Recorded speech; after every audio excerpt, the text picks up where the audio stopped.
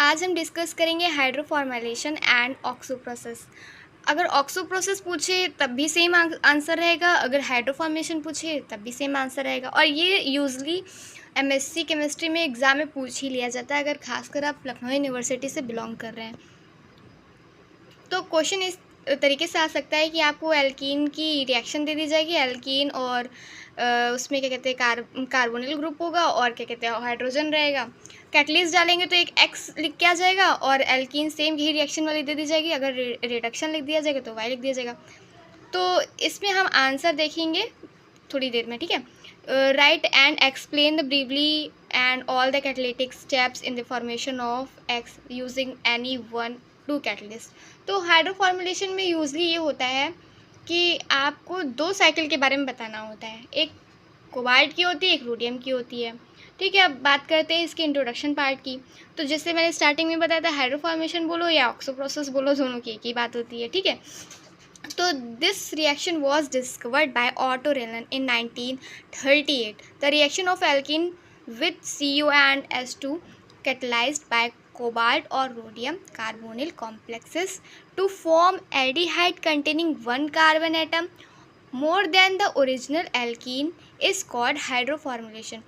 जितनी आपको कार्बन की संख्या यहाँ पे दिख रही है, यहाँ पे देखिए एक कार्बन है, यहाँ पे दो कार्बन है, लेकिन यहाँ पे देखो एक कार्बन है, दो कार्बन है, ये तीन कार्बन है।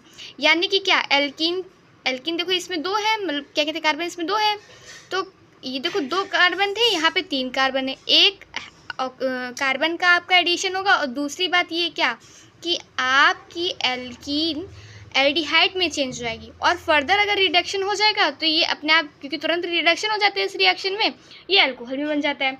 दूसरी खास बात ये है इस रिएक्शन में कि एल्कीन से एल्डिहाइड तो बन रहा है, लेकिन क्या होता है एन और आइसो फॉर्म में बनता है। एन रिप्रेजेंट स्ट्रेट लाइन और आइसो रिप्रेजेंट ब्रांच। तो जैसे ये स्ट्रेट है तो स्ट्रेट ही इसका अल्कोहल बनेगा। सेम ऐसे अगर ये आइसो है तो ये आइसो ही अल्कोहल बनेगा। मतलब एल्डिहाइड से क्या होता है अल्कोहल बनता है इस रिएक्शन में, और ये बहुत फास्ट रिएक्शन होती है, ठीक है।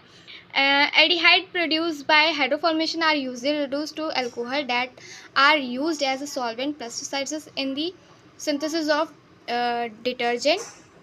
The term hydroformation is used because the addition of formaldehyde to the alkene.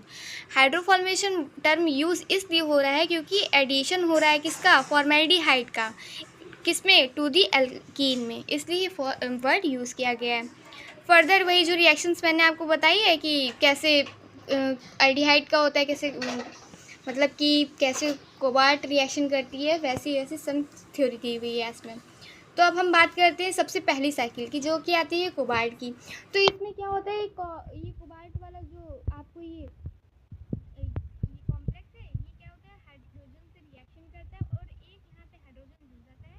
बाकी यहाँ पे क्या होता है, ये कार्बोनिल के चार कार्बोनिल के जो ग्रुप होते हैं वो निकल जाते हैं। फिर ये फर्दर कुछ नहीं आपको करना होता है, अपने आप ही रिड्यूस हो जाता है CO ग्रुप। फिर यहाँ पे आपको ये कैटलिस्ट मिल जाता है कोबाल्ट वाला। अब कोबाल्ट वाला कैटलिस्ट मिल जाता है तो इसकी रिएक्शन कैसे होती है, रिएक्शन आपकी स्टार्टिंग में मैंने यहाँ पे लिखी हुई थी,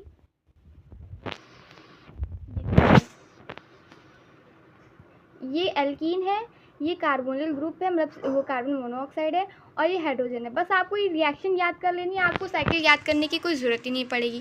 पहले ही आ रहा है क्या एल्कीन, फिर आ रहा है कार्बोनिल, फिर हाइड्रोजन। तो इसमें क्या करना है, आपको ये सेम रिएक्शन याद कर लेनी है और बीच बीच में आपको माइग्रेशन याद कर लेना है, और कुछ भी याद नहीं करना है इस रिएक्शन में आपको। तो ये रहा हमारा कैटलिस्ट, जहाँ पे मैंने ये दिखाया था, ये रहा हमारा कैटलिस्ट। तो रिएक्शन में क्या था, सबसे पहले क्या आ रही थी, एल्कीन आ रही थी, तो एल्कीन यहाँ पे आती है और यहाँ पे ऐड हो जाती है कॉम्प्लेक्स में। फिर एल्कीन के बाद क्या बोला था मैंने, माइग्रेशन। तो यहाँ पे क्या हो रहा है, यहाँ 1-2 माइग्रेशन हो रहा है। तो 1-2 माइग्रेशन में क्या होता है कि जो कोबाल्ट होता है ना, इसमें क्या होता है, जो एल्कीन वाला ग्रुप या कह लो हेटेरो एटम कोई ग्रुप होता है, वो डायरेक्टली अटैच हो जाता है, ठीक है। तो डायरेक्टली यहाँ पे अटैच हो गया और क्या होता है, हाइड्रोजन इसमें एक ऐड हो रहा है, ठीक। फिर यहाँ पे क्या होता है, फिर उस रिएक्शन में मैंने बात की थी कि जैसे एल्कीन पहले ऐड हो रहा है, फिर कार्बोनिल ऐड हो रहा है। जैसे देखो ये क्या है, एल्कीन 1-2 माइग्रेशन, फिर अब किसकी बारी आ रही है, कार्बोनिल की। तो कार्बोनिल यहाँ पे ऐड हो रहा है, फिर कार्बोनिल ऐड हो रहा है, फिर यहाँ पे माइग्रेशन दिखा रहा है। फिर माइग्रेशन में क्या होगा, यहाँ पे सेम हेटेरो वाला काम होगा, यहाँ पे जुड़ जाएगा सबसे पहले, ठीक है। फिर लास्ट में आता है हाइड्रोजन की बारी। तो हाइड्रोजन में क्या होता है, हाइड्रोजन है हाइड्रोजन, जब भी ऐड होता है इस रिएक्शन को अधिकतर क्या बोलते हैं, ऑक्सीडेटिव एडिशन। फिर यहाँ पे जब हाइड्रोजन ऐड हो रहा है तो ये देखिए यहाँ पे जब ऐड हो रहा है तो यहाँ क्या करता है, ये इतना पूरा पार्ट यहाँ से जितना ऊपर देख रहे हैं आप, ये पूरा लेके निकल जाता है। ये एक हिसाब से देखिए ये आपको एल्डिहाइड दिख रहा होगा, ये देखिए यहाँ पे एल्डिहाइड ये पूरा निकल जा रहा है। और जब एल्डिहाइड पूरा निकल जाएगा तो इसको बोलेंगे रिडक्टिव एलिमिनेशन।